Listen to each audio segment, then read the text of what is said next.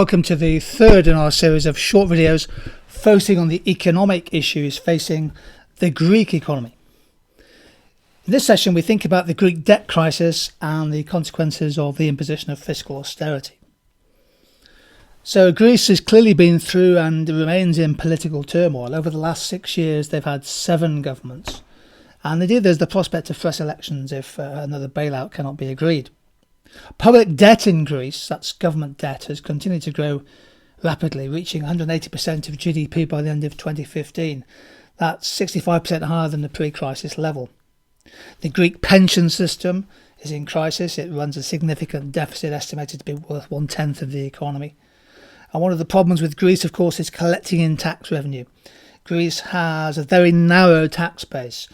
Typically, people in the highest income decile pay about 6% of personal income tax, but over half of people in work and earning a wage are exempt from tax. Their incomes are below the threshold. And most farmers are exempt from tax as well. Tax rates for all major taxes in Greece are higher than the European area average. For example, VAT recently went up from 14 to 24%, and high tax rates encourage tax evasion and can also affect labour market incentives. This chart shows the fiscal balance for Greece, in other words, the budget deficit, and it's measured as a percentage of Greek GDP. The key thing to think about, first of all, is the blue line, which shows the fiscal balance. And Greece, until 2017, has not run a budget surplus for many, many years. Indeed, by the time it went into recession in 2008, 2009, the fiscal deficit was already 10% of GDP. It rose to 15% of GDP in 2009, staying above 10% through to 2013. So Greece has had a number of years of very large budget deficits. The orange line just adjusts for the economic cycle. In other words, we know that the deficit goes up in a recession and tends to recover in a period of economic upturn, which of course Greece has not had. But if you make an adjustment for the economic cycle, Greece has now moved into budget surplus, although not technically on the fiscal balance if you don't make that adjustment.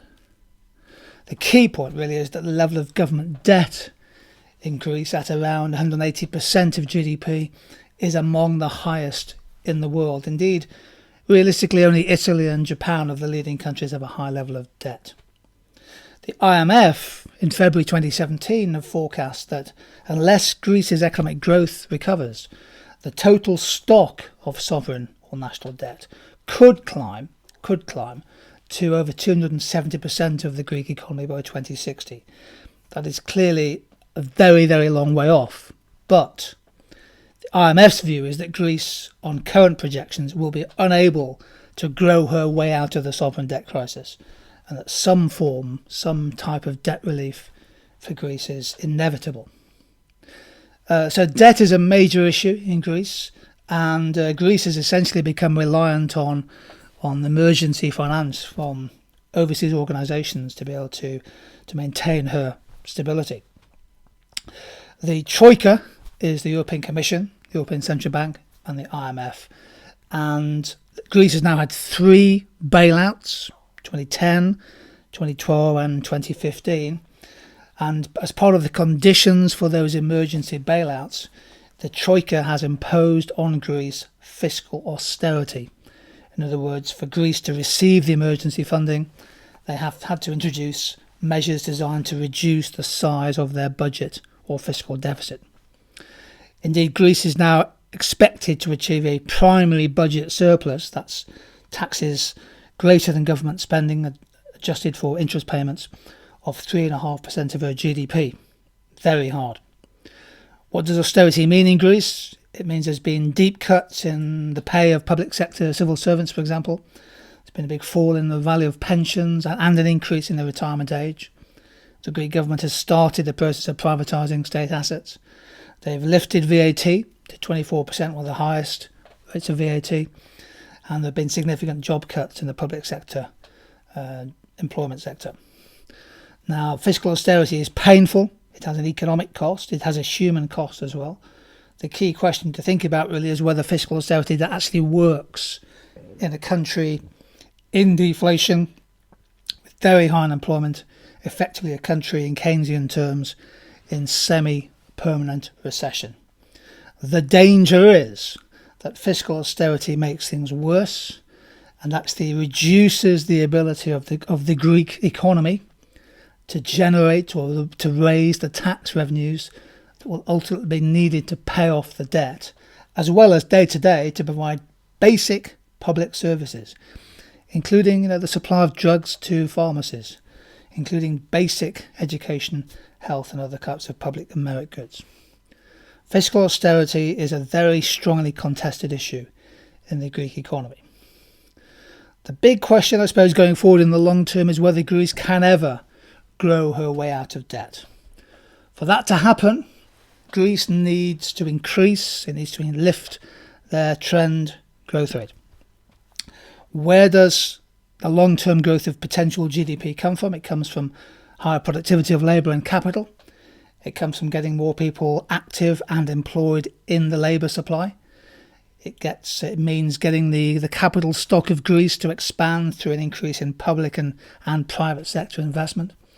And it needs the Greek economy also to become more innovative and the spillover benefits from that. Now that's a major challenge for Greece, as we'll see in the next video. Supply side improvements, supply side gains gives a country the extra capacity, but you only get actual growth of actual GDP if there's enough aggregate demand to use up that supply side capacity. Can Greece grow her way out of debt? Well, it'll depend. It'll certainly require Greece to develop and invest and scale up in areas of potential comparative advantage. We know tourism's a strong point for Greece. There are some positive signs in things like logistics industries, regional energy projects, including renewable energy, food processing and pharmaceuticals. But Greece's long-term economic growth may well have been hit hard by persistently high unemployment and by a collapse in capital investment. So if Greece cannot grow her way out of debt in the near term, the IMF thinks that's unlikely, then should Greece get some debt relief? Well, debt relief can take many forms. It could be an extension to the date when Greece makes their first loan repayments. That's called an extension of the grace period. It could be a fall in the interest rate charged by creditors on the existing loans. It could be where the creditors agree a partial haircut to the unpaid debt, perhaps 10 or 20% taken off the stock of debt. There's various ways in which debt relief could happen. It would help ease the pressure for austerity and perhaps allow the Greek government to increase public sector investment. That said, Greek debt already has a long maturity. The length of time for repayment isn't really the issue. It's just Greece's ability to pay back the debt that is the issue. And some people argue that actually debt relief is a necessary but it's not a sufficient condition for Greece to return to better growth. They need to be more dynamic and more systematic in terms of reforming their economy, both in labour markets and in product markets.